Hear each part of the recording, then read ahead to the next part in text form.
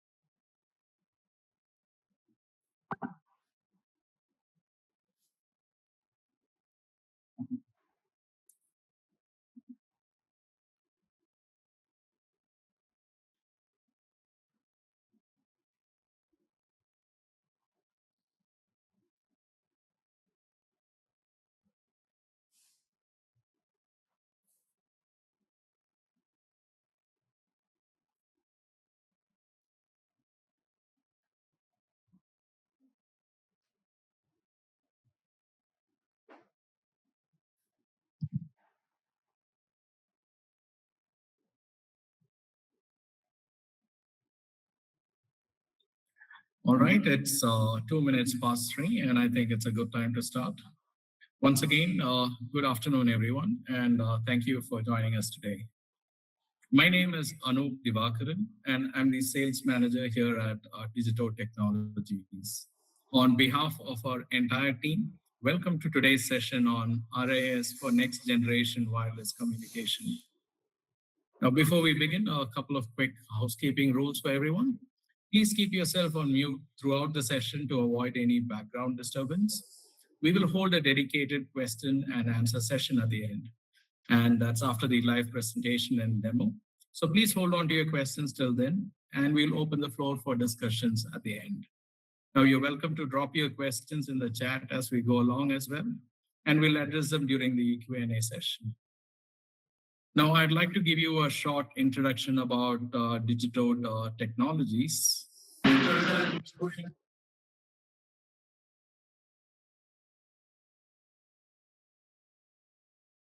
Now, digital technologies, for those who are joining us for the first time, we are at the forefront of innovation in test, measurement, and instrumentation. We work in domains like IoT, AI, machine learning, embedded systems, communication, quantum solutions, and robotics. Now, our focus is on distribution, systems integration, and training. We delivered tailored solutions across two key domains, that's industry and academia.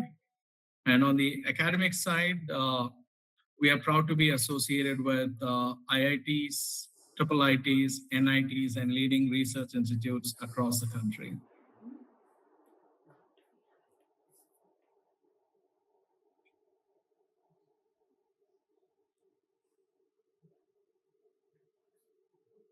All right.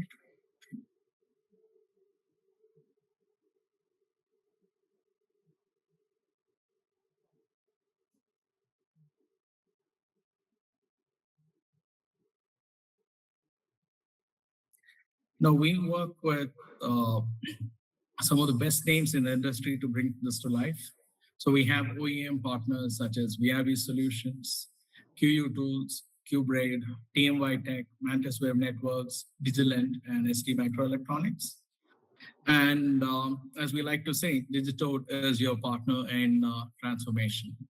Now, today's session is especially exciting because it's centered around Reconfigurable Intelligent Surfaces, or RIS, a technology that's shaping how we think about programmable wireless environments, and it's a key building block for advanced 5G and 6G research. And to walk us through this, I'm delighted to introduce our speaker for today, Mr. Irfan K, who's the co-founder and director of Mantis Web Networks Private Limited. Now, Irfan sir and his team have been at the forefront of RIS research and development, and he'll be taking us through the technology, its architecture, and a live demonstration of the Mantis RIS experimental platform. Once again, please stay on mute during the presentation. Save your questions for the Q&A round, and feel free to use the chat if you'd like to note something down as we go. With that, Irfan, sir, over to you. Okay, thanks a lot, Anup. And so what I'll, yes. So I just would like to check, I'm audible. Am I audible properly? Very well, sir. Yes. Okay, fine. So thank you everyone for joining in. I am Irfan Khorakiwala. I am the Chief Technical Officer at Mantis Wave Networks, and I'm also the co-founder of Mantis Wave Networks. What today's session, what I'm going to do is, I'm going to very quickly give you a very brief introduction on what the company is all about, what products do we have, and I'll directly then dive in into the reconfigurable intelligent surface, which is the topic of interest today. And following that presentation will be a demo, and this demo would be covering the complete RIS setup that we have. And so you will understand everything that goes into making this reconfigurable intelligent surface. And so with that, and then once the demo is done, will be open for a question and answer session. So you can pour in your questions, all your doubts. We'll be ready to answer them. Okay. So with that, let me now share my entire screen and start with the presentation.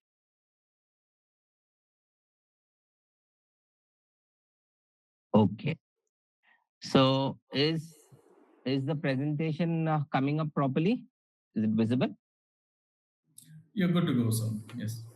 Okay, fine. Thank you. So, Mantis Wave Networks Private Limited. So, we are in the space of 5G and beyond 5G. Okay. So, right now, we are targeting three different verticals. So, you see, one, which is the enterprise solution, that what we do is basically tailor 5G for your custom requirements. Okay. So, that is one of the pillars that we are in. The second is, in industry 4.0 and now even 5.0 integration. We have products that help you connect, either commercial sensors or custom sensors to our private 5G network. And then the third vertical, which is the research that we are we are deep down into, and that is all futuristic 6G technologies. Okay, so we are in the space of 6G technology as well. So now let me just quickly show you the range of products that we have at Mantis Wave Networks. So starting off first is our Mantis private 5G network in a box. So this is a standalone network in a box, which has the core network, the radio access network, and the radio unit all integrated into a very small, compact, box. And as you can see, it is highly portable. So you can actually carry this into your, you can switch labs, you can go to your classrooms, and you can also teach experiments or conduct experiments on private 5G. So it's very portable. Next, we have this Mantis 5G IoT gateway that you see here. So this is the gateway that helps you connect any commercial sensor or custom sensors to our private 5G network. So the commercial sensors would be if you have any Wi-Fi or LoRa enabled commercial sensor already sitting in your lab, you can definitely connect it with a private 5G network using this IoT gateway. And if not, if you have custom sensors, I have a slide in which you can also integrate custom sensors to our private 5G box. Then coming up next is our AI on the edge. So this is a very interesting product wherein you can do all heavy lifting computing, okay, on the edge without transferring that to the cloud. Okay, so you do that, you do all the heavy lifting on the edge device, and then only send inferences which are required to the core center. Next, we also have a sub-terahertz based communication setup, and we have demonstrated a 1080p. If you can see here, we have this setup where we have demonstrated a 1080p video resolution, a video which we have transmitted at 170 gigahertz. So this is also a test bed that we have, and then followed by the reconfigurable intelligence surface, which I'm going to dwell into deeply today. So I'll take it up once we hit that topic. So apart from that, we are also, we are also into the space of RF components. So, any requirements on microwave, waveguide components, RF cable and assemblies, we are all into that. So now let me now get to the most important part. So what does Mantis Wave product, how does Mantis Wave product stand out? Okay. So what we specifically, we target academic institutes, okay, where, there are three major challenges. One is affordability, second is customizability, and third is interoperability. So I already spoke to you about the private 5G network, right? So the private 5G network that we offer is, it uses open source core and radio access network. So that gives you a complete leverage on, changing the codes according to your requirements and according to the research areas that you are targeting. And you can modify the stack, and then you can integrate and you can, work out or validate whatever algorithms that you're researching on. So that way, this is what makes us different from others. And we help, students, researchers, professors do translational research. So that is the main idea of all the products that we have. Okay. So now, this, as you can see here, is a private 5G box that I spoke to you about, wherein you can connect commercial UEs as well as custom UEs. Okay. You can connect to our private 5G box, and all of this is made absolutely very simple using our dashboard. So as you can see here, this is our dashboard. We give out dashboards for all the products that we have. Every product has a different dashboard. Every product has detailed manuals showcasing how exactly are you going to experiment with this, how do you do the customizations on this. All that is very comes in very handy for education as well as research. So this is the dashboard that we have, that wherein you configure all your core network elements. You can also validate MIMO versus CISO. You can change TDD patterns. There are many things that you can do with this box, just because of this dashboard, that makes it very user friendly. Okay. So I would just like to point out few experiments that are very handy in terms of making students understand what 5G is all about. And so these are just a set of few experiments. There are many more that you can do. So we teach how the core network is deployed and how the radio access network is configured using our dashboard. We also show how the SIM card is programmed and how you register a UE to the core network. And then we have all sort of experiments showing 5G call flow analysis using Wireshark. And then we also have experiments where you can completely see the ratching procedure when the UE is trying to synchronize with the base station during uplink. And then we can use different modulation schemes, and you can do it in both line of sight, non-line of sight conditions, and evaluate what kind of modulation scheme is suitable in different varying environmental conditions. And then we also have experiments where you can change in your TDD patterns depending on whether it is a uplink heavy or a downlink heavy situation. And you can suitably choose such TDD patterns to serve your use case. And then there is a clear experiment in which you do a proper testing and validation of a 2x2 MIMO compared to a CISO, right? And then we have one more experiment, very useful in terms of, the base station can send in attention commands. We call it AT commands in short. Send in attention commands to a custom modem. You can see this is a custom modem, not a commercial modem, a custom UE. So you can send in attention commands, get in different details like what is the GPS location, what is the RSRP.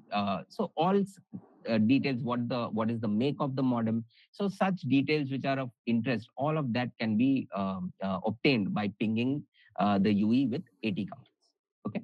Now, this is the gateway I was talking to you about, wherein you can connect your custom sensors. So what we do is we get out the entire hardware in open acrylic sheet. You can see this here.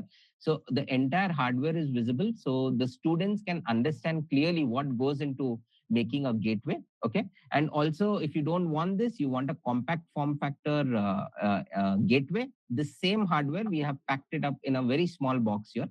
And you can use this gateway to connect many different sensors to your private 5G network. Okay. And now let's say you are making your own sensors. That is even better if you're making your own sensors. So we also have a solution for that. So as you can see here, we have given all the standard interfaces. So ADC, DAC, UART, I2C, SPI, all kinds of serial interfaces, and it is battery powered. Okay. So that is the best. All our we also do make sensors, different kind of environment sensors, gas sensors, and all of them are battery powered. So you can use them seamlessly. Okay, so you can connect your custom sensors to this expansion board, and this expansion board will then connect to the gateway which I had showed in the previous slide, and that is how you can bridge your custom sensors to the private 5G network. Okay. And I just want to show one slide on the Mantis AI ML processing on the edge that we have. So I would like to just showcase, let me just zoom in here. Just a minute. Yeah. So if you can see here, we again have a new dashboard here. You can, so your edge device can basically take input sources from camera, or it could be some kind of IP, RTSP streaming, or it could be a video that is already available on your edge device. So all of that, you can run detection models, you can run segmentation models, you can run pose estimation. So you have many things that you can do with this device. Okay. So this is a short, very brief on what our AI ML is capable of. And then finally, I would like to just showcase our use case lab. Okay, so this is interesting because once you have the private 5G network up and running, with a little more added hardware, you can actually set up a complete use case lab. Okay, so I've already spoken about gateway and I've spoken about AI ML processing on the edge. On top of that, you can do 5G drone use case lab, right? So you can have you can do different kind of path optimization finding, right? There are many things that you can do once you have a 5G enabled drone.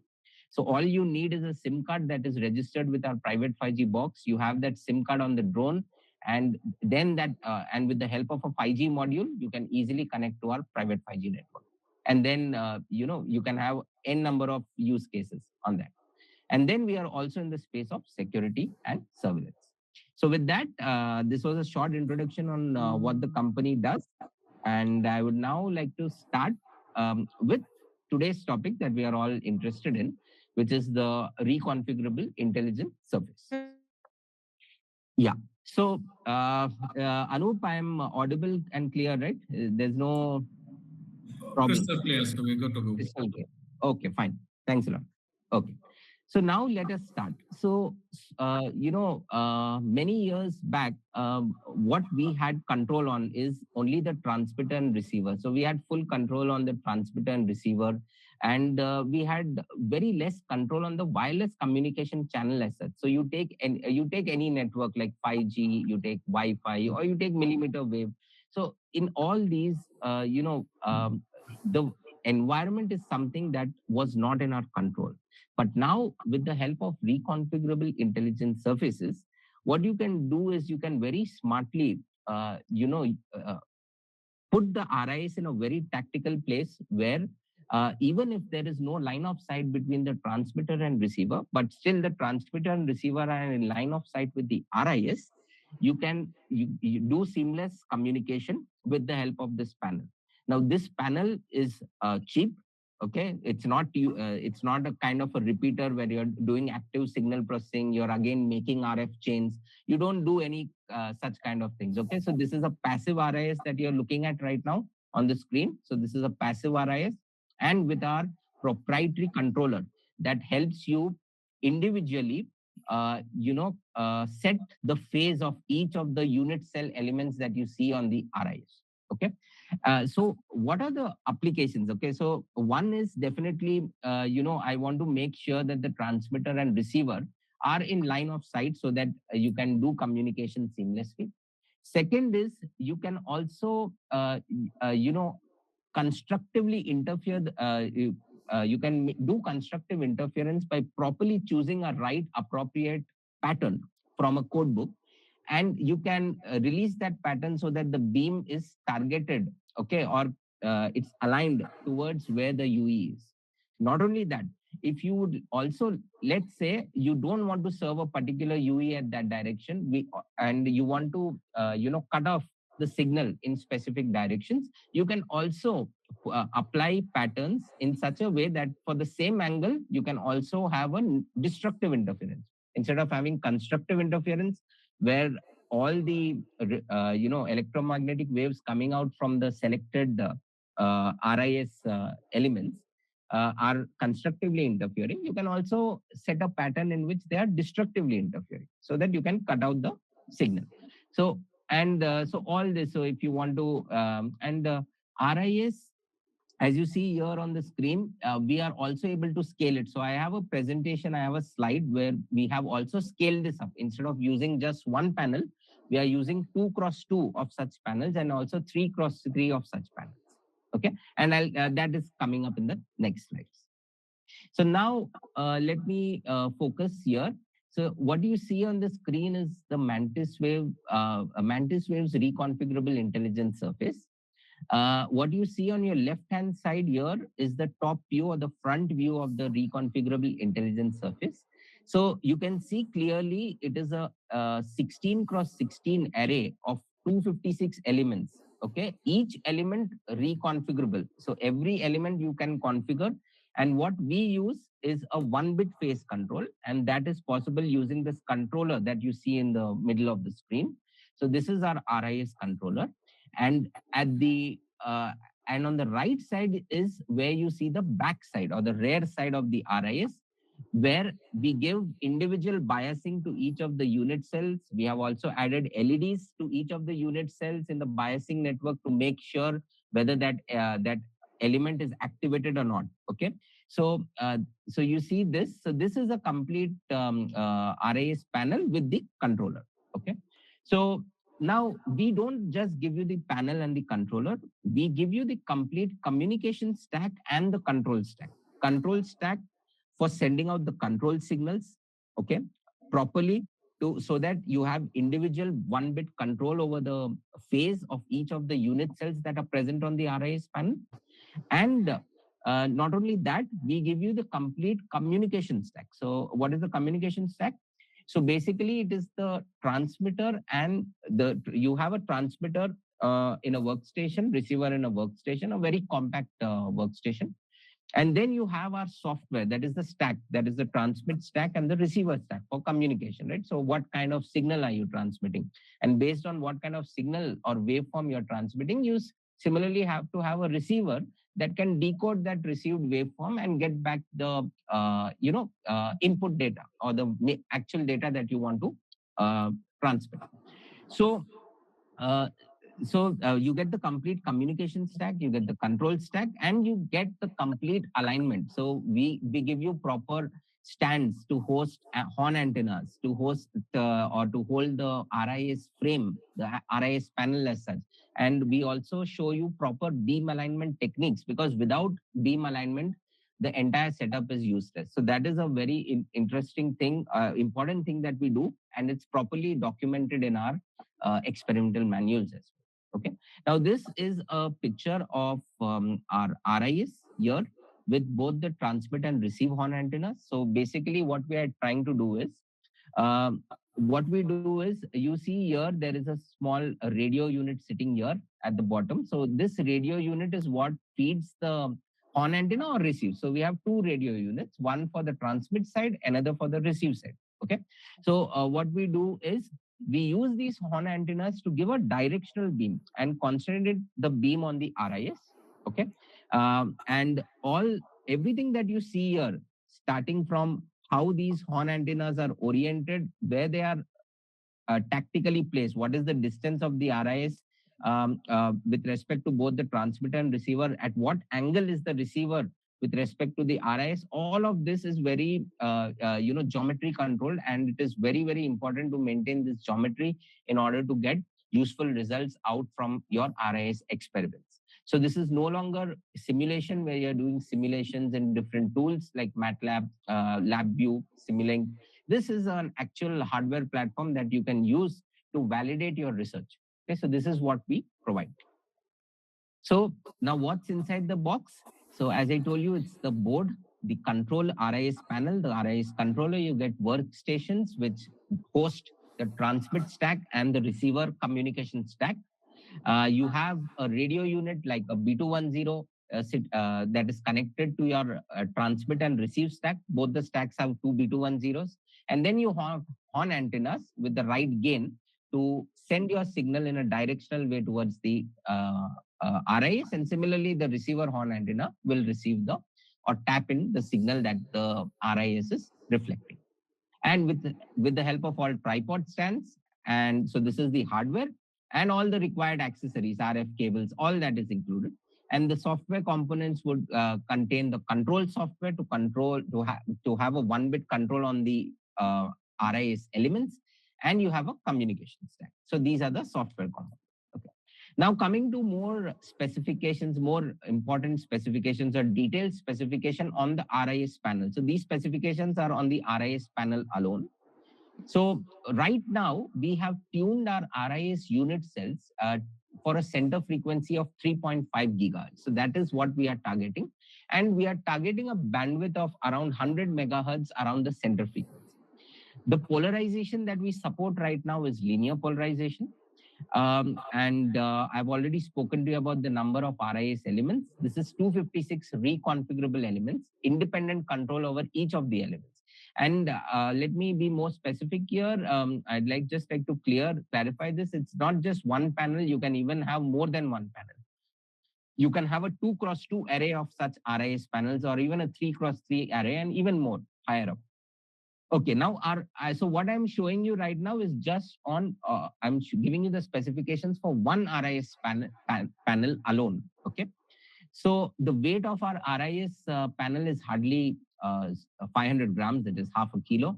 And the angle of incidence that we have right now is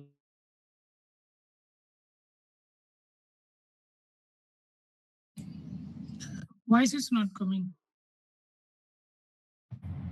Irfan, you got muted.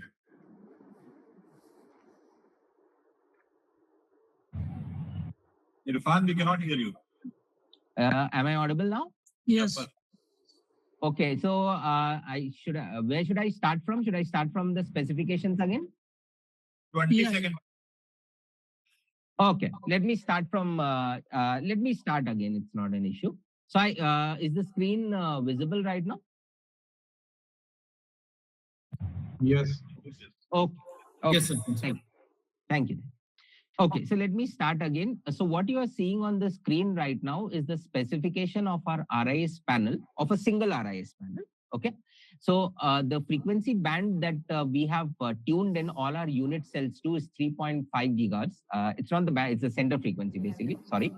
And we support linear polarization as of now. The bandwidth support around the center frequency is 100 megahertz. And we have different configurations. So the most basic is the 16x16, and you can easily scale this up to whatever array that you are interested in. The dimensions is it's a square, almost a square, or to be more specific, it's rectangular. 43 centimeters by 42 centimeters is the dimension of the RIS. It weighs hardly 500 grams, and you can steer the beam from minus 60 to plus 60 with an angular resolution of 10 degrees. And the more RIS panels you stack up to form, if you're using more than one RIS panel, you can even reduce the beam resolution at half power. Even, you can have better resolution.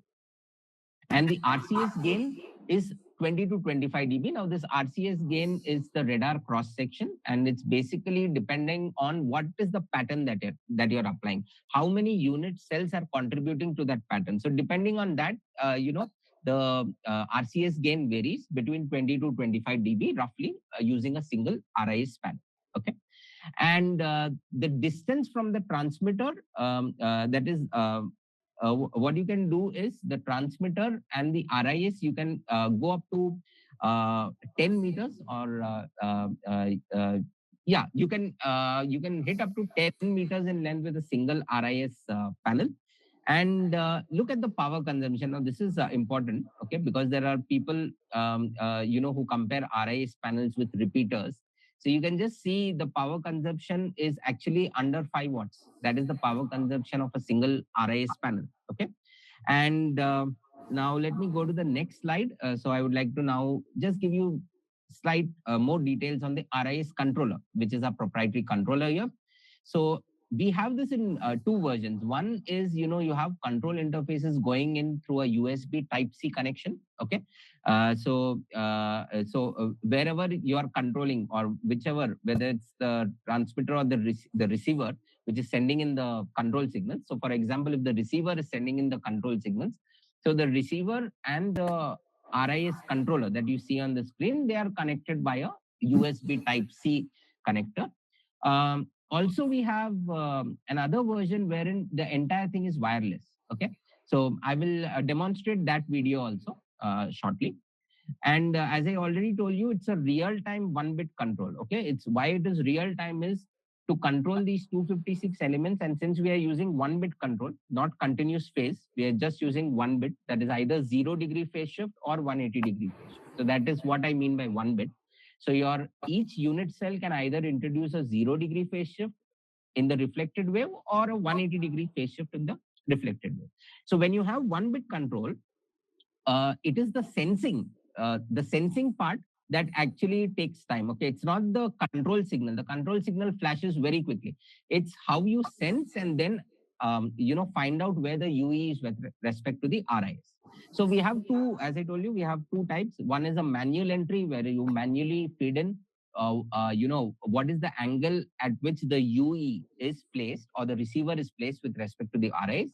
And there is one in which, automatically through sensors, we, get the position of the UE, and the pattern, the RIS patterns keep changing as how the UE is moving. So it keeps tracking the UE. So the power consumption of the controller is under 1 watt again. Okay. And it's very, very small. It's just 10 centimeter cross 2 centimeter rectangular RIS controller. Okay. Now, what you see now is just a representative, radiation pattern for different. So as you can see here, you have these each unit cell marked 1 and 2, right? So 1 means off, or the grayed out portion is off, as you can see here in the legend.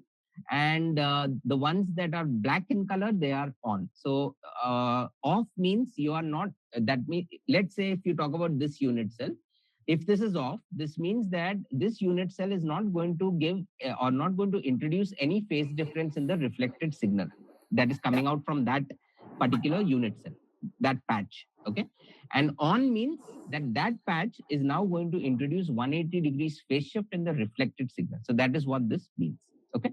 So here what you see are two different patterns. There is one pattern 1 and pattern 2, and you can clearly see how the angle of reflection is coming around, how the side lobes are. So this is just a representative diagram of how we are generating these patterns. And this again, remember, this is for a 1-bit phase control, not a continuous phase control. So now again, as I had told you, we have dashboards for dedicated dashboards for each of our products. So what you see here is a dashboard. Now in the RIS system, you basically have a transmitter and a receiver. So transmitter would have a separate dashboard where you can configure the transmit communication stack, and also you can tune in the software defined radio, right, the SDR.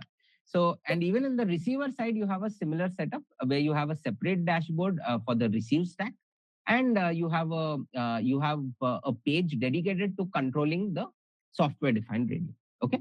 And once I play the demo video, you will get to know more about this. So I won't spend much time on the dashboard, but it is the dashboard that makes the doing experiments with our RIS setup very, very easy. Okay, now in the next few slides, I'm going to show you few different measurement, the different ways in which we have measured our RIS. Now, please note, we have not done any experimentation in anechoic chambers or something like that, right? Where this is completely in a practical scenario. Now, why practical? Because this might, what you see on the screen might replicate an actual lab setup where you have a lab where you have made this RIS, right? So you can see here, you have this RIS board here, again a single RIS panel. You have the horn antennas mounted, you have the RIS mounted, and you have a dashboard running in one of the systems, right? So this is an indoor measurement setup, and depending on where you are operating the RIS, definitely you should have your code books updated accordingly, and we do that. We also show properly documented in our experiments how you actually set up the RIS and make sure that you get the required beam steering in the direction that you want based on the environment that you are in present. Okay. Now this is again one more setup where we have our RIS in the outdoor. Okay. So again, same setup, just in outdoor scenario. Okay. And we have tried out different distances, keeping the transmitter and receiver at different distances with the RIS. So you can work out, you can experiment and find in the optimal position of where to place the RIS with respect to both the transmitter and the receiver. Okay. Now, in this image, again, this is outdoor, but with an important distinction now that right now we have integrated our RIS with our private 5G box. So I'd already spoken to you about our network in a box, right? So this year, you can see there are two horn antennas here, and you can see there is a UE here. So this is an actual receiver that is connecting to our private 5G box with the help of the reconfigurable intelligence. Okay, so that is the distinction. And there are many more different scenarios we have tested out with many different. You can see there are cars there. You have trees, and there are many more things that can actually change. So so this is again one more environment setup. You can see we have long cables, sending the control signals to the RIS, right? Then I would like to, take your attention to this picture here on the right hand side. Here you can see that there is an RIS panel sitting here. The receiver is in one room. The transmitter, you can't see it, but there is a wall. Behind this wall, there is a transmitter. And we are actually, transmitting a video, a small video from the transmitter to the receiver when they are not in line of sight contact, when they are not in line of sight, because you can see a wall between them. But then again, flawlessly, there is a video transmission just because we chose the right pattern for this environment, and we can steer the beam in the direction of this horn antenna, which is the receiver horn antenna. Okay. And as I told you, so we have not just confined ourselves in experimenting with single RIS panel. We want to make it scalable because in actual deployments, you have to make RIS scalable. So now what you see here is we have stacked totally 4 RIS panels in a 2x2 array. Okay, as you can see, this is a 2x2 array here. Fine. And we have just placed absorbers here just to, we generally give out many absorbers to our customers as well.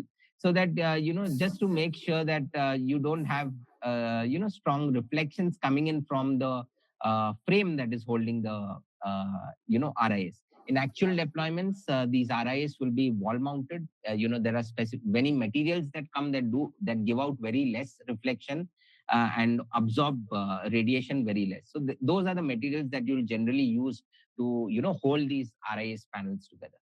So this is a 2x2 panel. Now, please note this 2x2, it's not that simple that you just stack these 2x2 RIS. You stack 4 panels together and everything works out. Please note, you have to send control signals to each of these 4 panels in such a way that all the elements in this 2x2 array receive the control signal at the same time. If there is a delay, or if there is any mismatch in the timing in which the control signal is received by each of these 4 panels, your beam steering is not going to work. Your beam, basically, the way you intend to get the beam, that is not going to work out. Even these distances, you see the separation between these panels, right, in both the horizontal and vertical direction. Even that counts. Okay, so alignment is a very crucial and important part in RIS setup. Okay, so now this is what you see in the front. I would also like to drag and show, I would like to just show you the rear side of this 2x2 RIS. Okay, so rear side, you can see, there are many different ways in controlling. So what we use is, you can see you have 4 different controllers each controller controlling one RIS. And then we have a master controller that actually sends out the right control signal that goes and feeds into each of these four RIS panels at the same time. Only then you get the proper, beam steering or beam steering that you're looking for. Okay, so this is the back side of the RIS. Okay, so fine. Now you have the RIS, you have the setup, you have the stack, you have the control stack, you have the communication stack. Okay. Now what do you do? Okay, so how is this product useful to researchers? How is it useful to faculties? And even in introducing concepts of 6G, 5G, so what we do is for every experiment and for every product that we have, we give out detailed manuals showcasing how the experiments need to be carried out and how what are the different observations you can make. So as you can see on the screen right now, so what we do is in experiment 1, we detail. I'll just zoom in a bit more so you can clearly see this. So in experiment 1, what we do is we basically teach you how to assemble the entire setup, how the entire setup is assembled.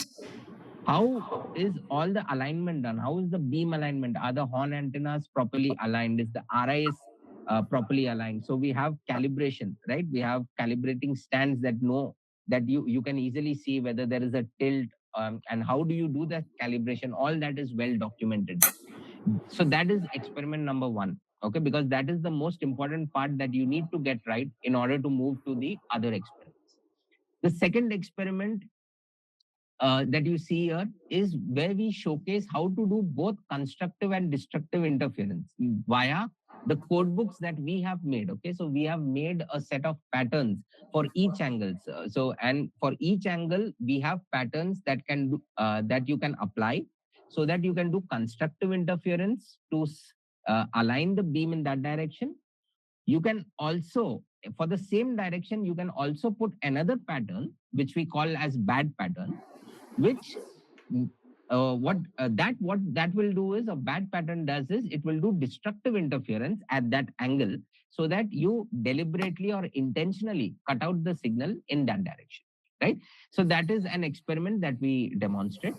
Then third experiment is again a very important experiment wherein you evaluate your beam forming performance. That is, when you are forming beams by releasing the right pattern to the RIS, you have to see how this beam forming performance varies with distance. Okay, now that is very important. Where you place the transmitter and receiver with respect to the RIS, that makes a lot of difference. Okay, and you will see by placing these at different distances, and you can measure the received signal strength, and you can clearly understand how it is impacting. Okay, so how the channel is impacting what you actually receive at the receiver, right? Then not only that, in experiment 4, what we do is we give you techniques in which you can actually introduce unwanted objects and intentionally make changes in the environment, and then evaluate the performance of the RIS again. So you make deliberate changes in the environments, put in some metal objects, put in more reflectors, and then try and evaluate the RIS performance and what has to change. Okay, so people working on RIS, yes, is everything fine? Yeah, Anup, any issues? No, so we're good. Please continue, sir. Okay, fine. Thanks.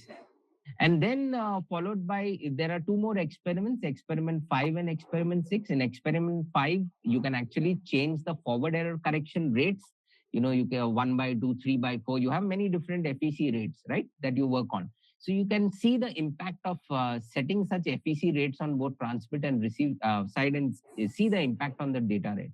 And finally, experiment 6, this is a very standard Shannon-Hartley, in classes you derive expressions for that.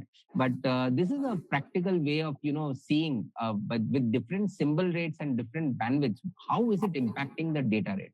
So all that is properly documented in all the 6 experiments that we have. Okay, so this is all I wanted to say on the solution that we have. I would just like to show you a few of our customers who we have delivered all our products to. So we have across IITs, NITs, even private universities, Indian Air Force, IICRs. So we have our products, different private 5G networks, a gateway, AIML on the edge. We also have complete 5G use case labs that we have set up, and also on the reconfigurable intelligence surface, of course. So with that, I would like to stop my presentation. So this was the presentation. Now, what I would like to do is I'd like to demonstrate two videos. One video in which our you can see our RIS in action. It's a demonstration for roughly around 15 to 17 minutes. And then I also want to show you a 30-second clip on self-controlled RIS, where we do not use wired connections. We just automatically the UE, the RIS knows where the UE is and steers the beam in that direction. Okay, so let me now just stop with the presentation here, and let me take you to the product demo. So this demo video will play for around 17 minutes. Kindly sit back and just look at how the demo, or how this RIS is working. Okay, so let me start. Okay. So let me know if there is any problem with the video. I'll start.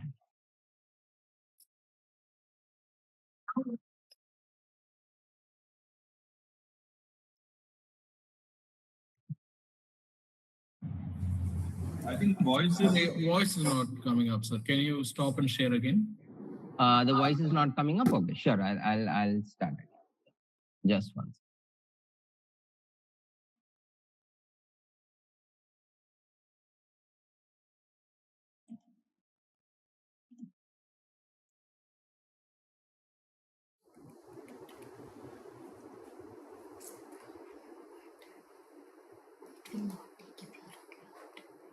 Let me know if the voice is coming now.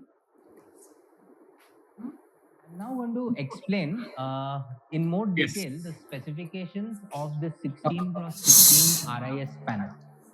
So as you can see here, we have totally 256 reconfigurable elements. Each unit cell is designed for 3.5 gigahertz center frequency. And the entire board, when it is in use, it offers a bandwidth of 100 megahertz around the center frequency, which is 3.5 gigahertz. Presently, this board that you see supports linear polarization.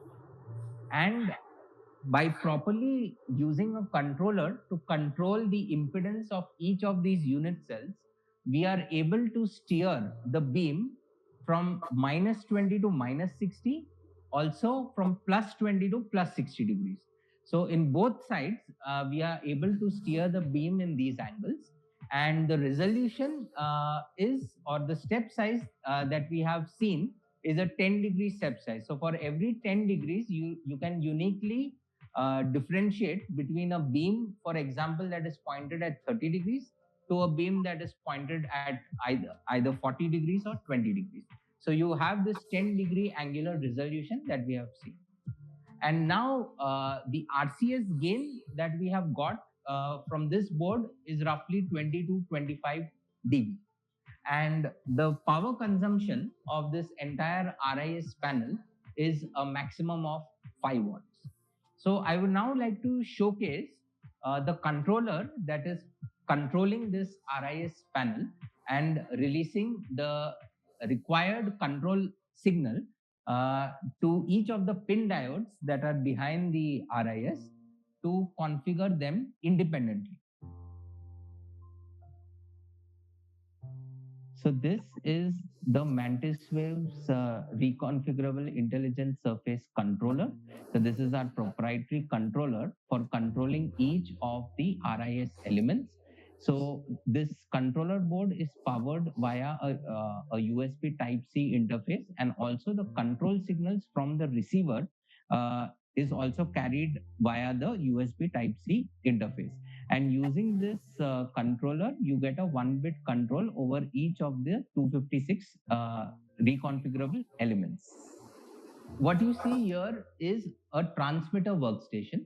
So this workstation basically has the transmitter chain inside, and we have a very nice user-friendly dashboard that you can see here on the screen. So this helps you do the configuration for the and you can see that there is a RF cable that goes from the workstation to this horn antenna. There is inside this, there is a USRP B210 software defined radio. So this is the cable that is coming out from one of the transmit ports of the software defined radio and goes and feeds this horn antenna. Now this horn antenna is used to give a very directional beam and transmit that directional beam onto the reconfigurable intelligent surface. Now, let us look at the receiver workstation. This is the receiver workstation. As you can see, this workstation, it holds or it implements the functionalities that is required to configure the receiver chain. Again, for this workstation, we have given a very user-friendly GUI in order to configure the receiver chain communication stack, including the RIS pattern that we will have to supply to the RIS panel, so that you can set the required, you can configure the elements according to the direction in which you want the beamforming to happen. Again, here you can see from one of the receive ports of the SDR, there is a RF cable that goes and connects to this horn antenna. So this horn antenna basically, which is the receive horn antenna, it is going to capture the signal or the electromagnetic wave coming from the RIS, and then it is going to feed it to this workstation, that is to the SDR that is inside the workstation, and then we complete the entire receiver communication chain using this workstation and this user-friendly dashboard. I'm now going to present a demonstration of a video transmission that I'm going to do from the transmitter to the receiver using the reconfigurable intelligent surface of Mantis Wave Networks Private Limited. Now, let me just show you the setting here. We are going to do a video transmission when the transmit horn antenna and the receive horn antenna are not in line of sight. So you can see the transmit horn antenna is facing this side and the receive horn antenna is facing this side. So the video transmission that we are going to showcase would involve a non-line of sight communication scenario in which the transmitter is communicating with the receiver. So right now, the receiver is placed at a 50-degree angle from the RIS. So if you measure the RI, if you take the normal and see the angle of the receiver with respect to the RIS normal, it is at 50 degrees. So now let us apply a pattern so that there is constructive interference happening only in the direction of 50 degrees where this receiver is placed. So before that, let me just show you the transmitter configurations that we have for both the device as well as the channel settings. So as you can see here, you can see the device settings on this page. Device settings means that you are actually configuring the software defined radio that is inside the transmit workstation. So let me show you some of the important parameters. You can see the transmit gain. So you can vary the transmit gain according to your requirement, and you can go maximum up to 80 dB in transmit. You can set the sampling rate, the transmit sampling rate. You can set the center frequency, as our reconfigurable intelligent surface is configured, or the unit cells are designed for 3.5 gigahertz center frequency. So that is why we have entered the transmit frequency as 3.5. You can do the low pass filter bandwidth configuration. You can see what offset, local oscillator offset that you need. And here you can select the mode. So basically, since this is the transmitter side, we are using the TX-RX port of the B210 SDR that is inside the workstation. Okay, and you can also see the spectrum of the transmitted power. So you can see on the y-axis you have power in dB, and on the x-axis you have the frequency. And you can see that you are getting a peak at 3.5 gigahertz, which is the frequency of interest. Now let us look into the channel settings. So in the channel settings, now you basically, what you have to do is you have to define a particular modulation scheme. Now you can have many different modulation schemes that that you might use. So here presently what we are showing is a DATV based modulator. So what we have done is we have uploaded a video file, okay, that is in the system, and we are running it on in loop. Okay, and you can see this video that is playing, and this is the video that we intend to transmit to the receiver via RIS. And we are using DVBS standard, and the modulation that we are using is QPSK. The symbol rate, you can see we have set to 250,000 samples per second. The FEC rate right now is 3/4. Okay, and the bandwidth that we are using to transmit this video is set to 1 megahertz. Okay, so these are the configurations that we do at the transmitter side. Now let me show you the configurations that we do at the receiver side. Now let us look into the receiver's dashboard, and let us try and see the settings that we have on the receiver side. So again, very similar to the transmitter side, the receiver side also has a device setting and a channel setting page.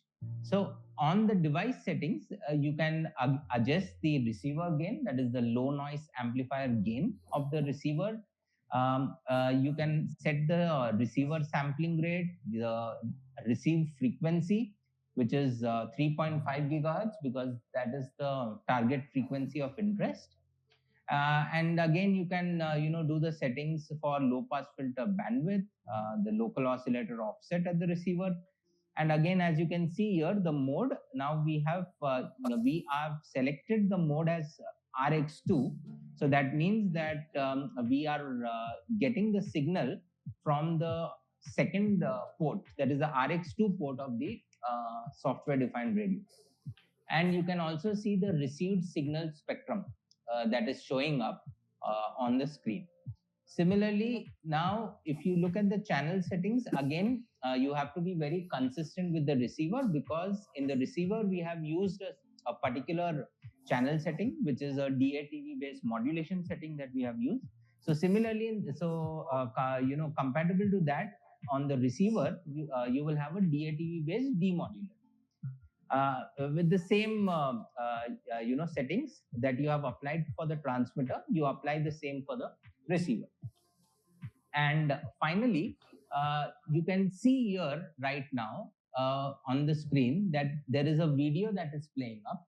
So this is the same video that we are actually transmitted from the transmitter end, and this video is being received via reconfigurable intelligent surface. So now let me showcase the different scenarios. So let me show you first the pattern that is being applied.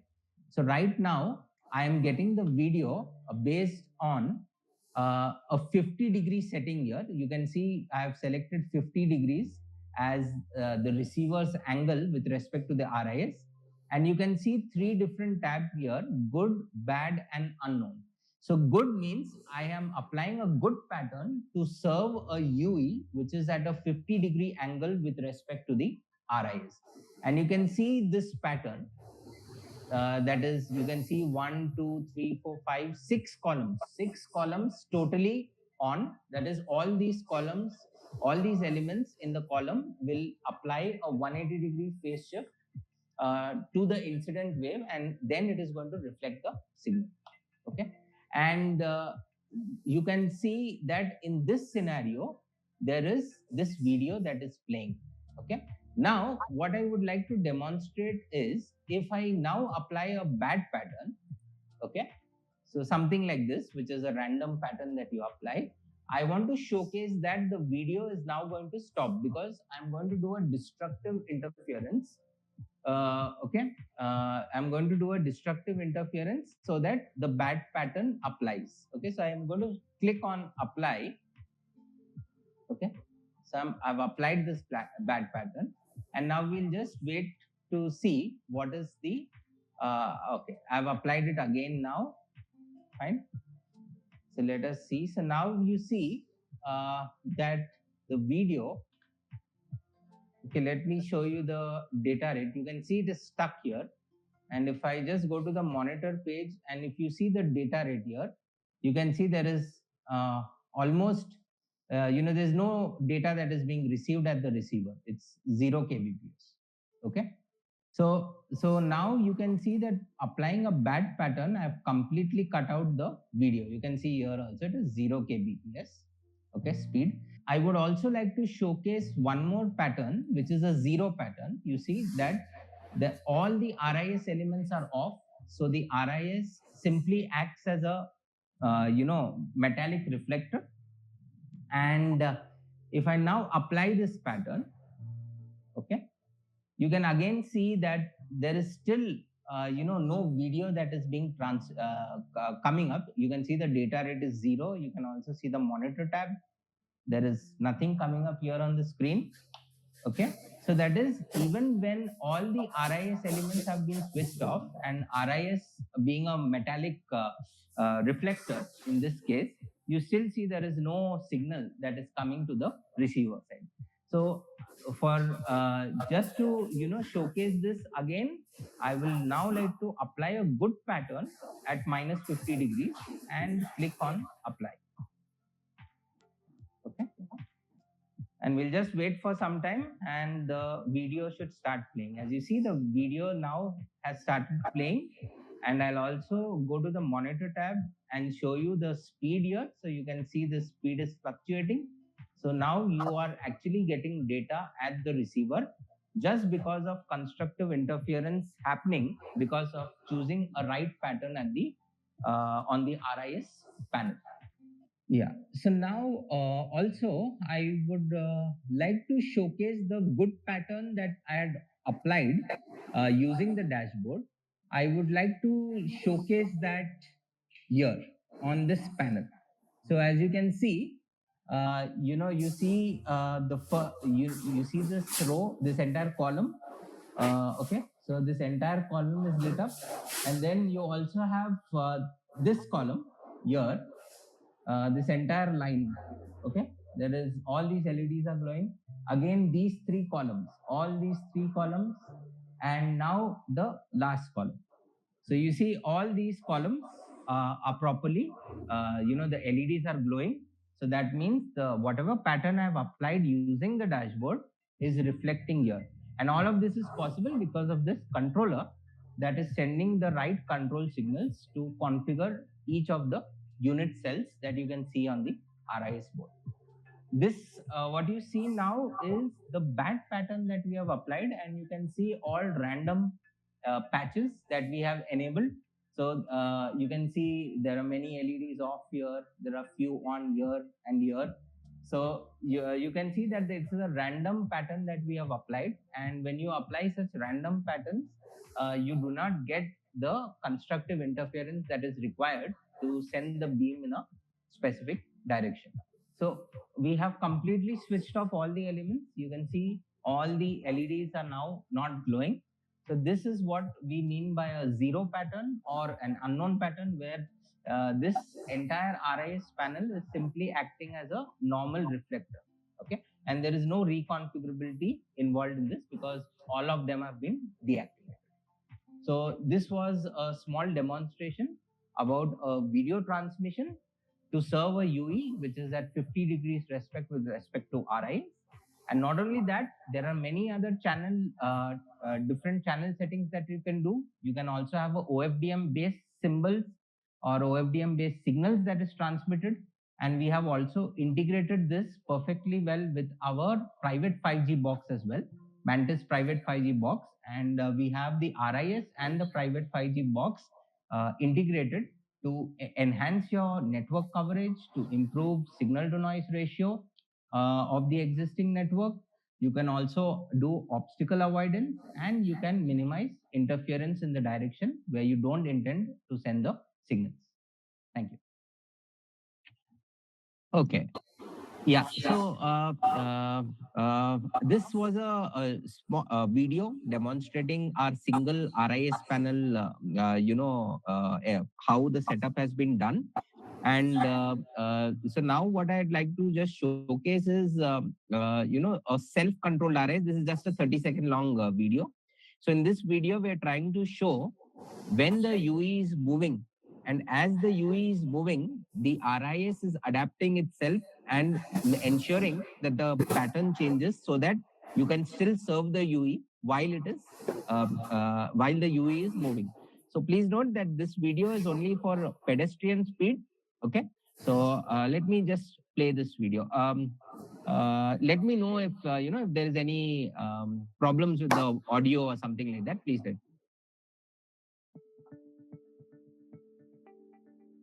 You can see on the right, as he is moving, the pattern is changing, and you can see that same reflecting here in the actual. You can see the LEDs.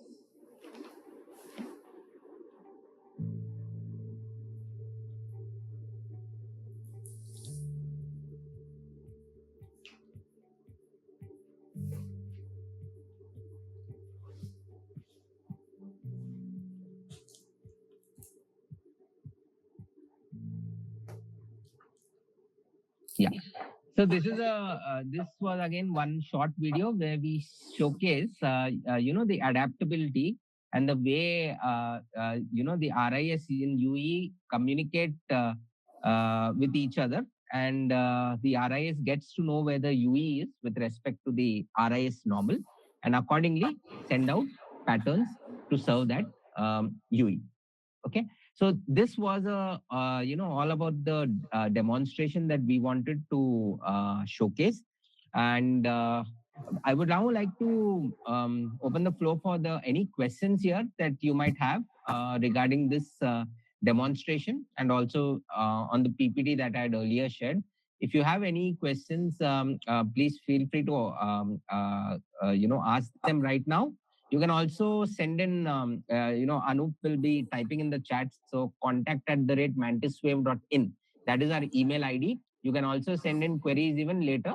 And any inquiries or any more information that you're looking for, you can directly send in a request, inquiry request at contact@mantiswave.in. So now, Mantiswave we have totally 4 co-founders on board. So I'm the CTO of the company. So also in this meeting, we have 2 more professors, professor from IIT Roorkee, Professor Ekant, professor from IIT Bangalore, Professor Prem Singh. And then we have Satish Kumar, who is the CEO of the company. So all of them on this call. So I request people to start asking their questions, and all 4 of us would be helping you out in answering your questions. So thank you again, everyone.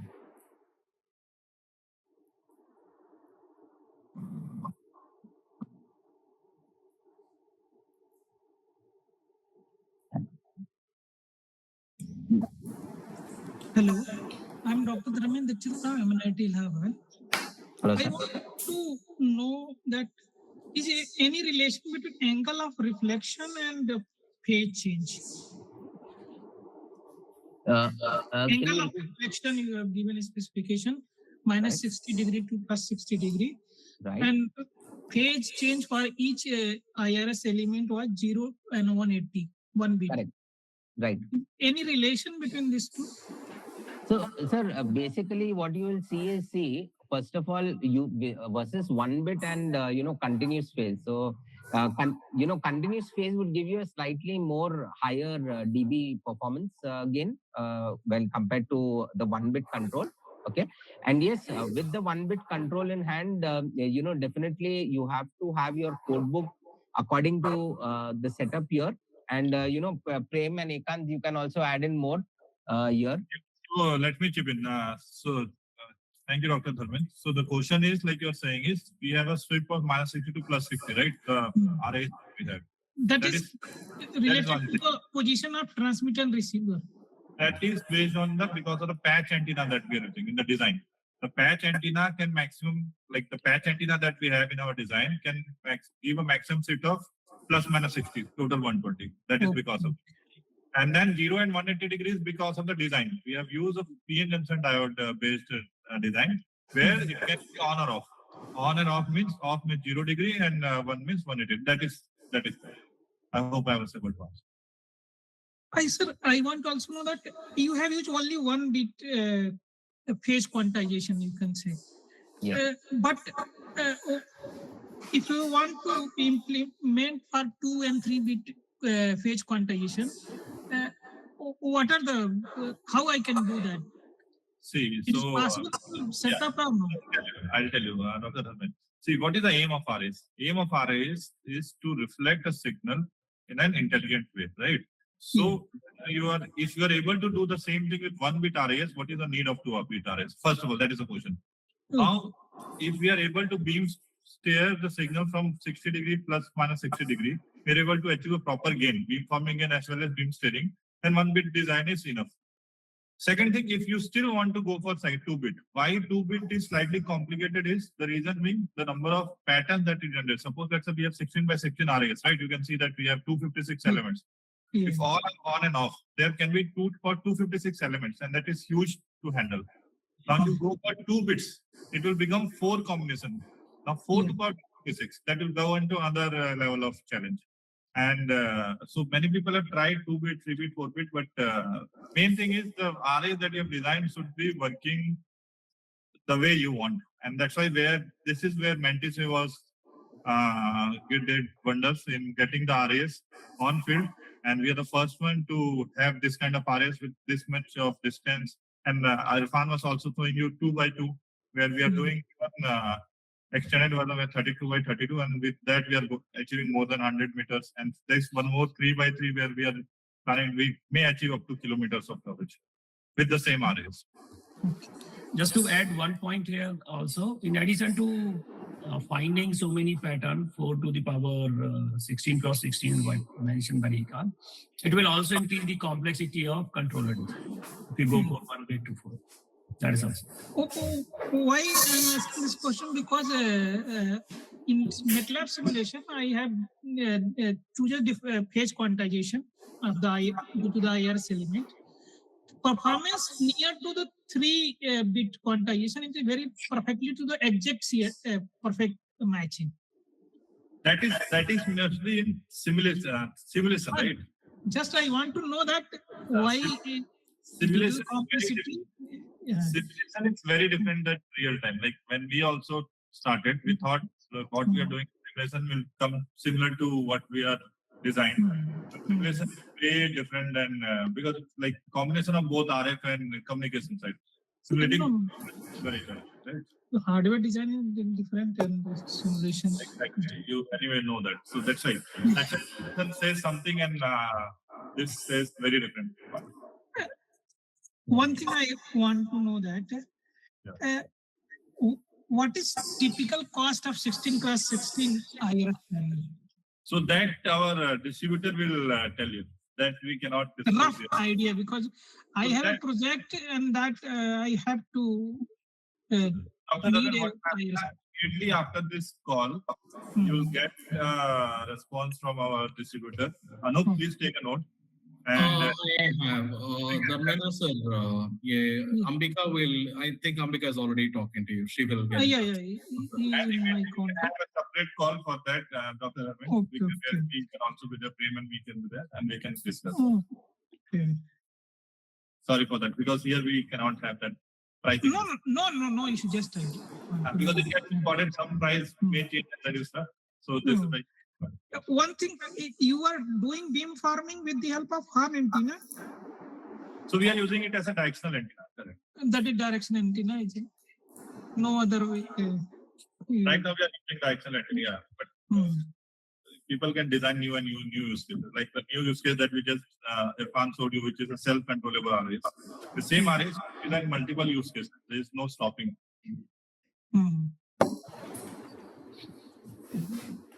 Okay. Any other question, please? Good afternoon, sir. Yeah. Yes. Sir, this self-control RIS, you have used reinforcement learning for this one or any other deep network? What you said? The self-control IRS you have designed, it is Yeah. based on the reinforcement learning. Or Yeah, so we find out the patterns and using RL and we did that. so will you provide this to upgrade the existing customer? So that is a new use case that we have developed. That will go for a new. That is not for that. Okay, sir. You are from which place? And agriculture, sir. Okay. I'll talk to Professor Ranjit. Yeah. Okay. But I want to know that your self-reconfigurable example, how you are getting the position of receiver UAE? So, Dr. Dharmen, we can get into the details of that separately because that is IP, our IP. Okay. IP.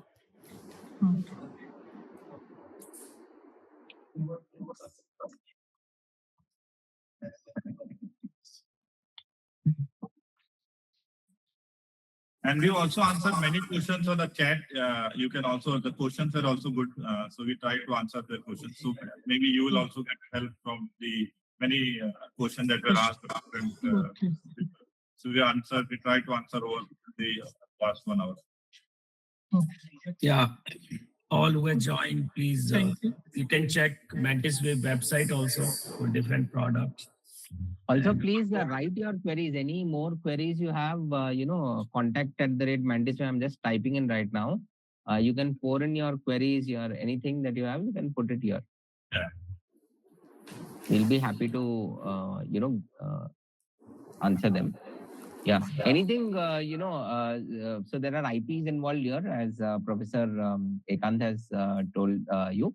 So there are details that, there are less details we can give out now. But yes, if you can approach us, based on our discussions, we can give you relevant details, which will help you understand what our solution is all about.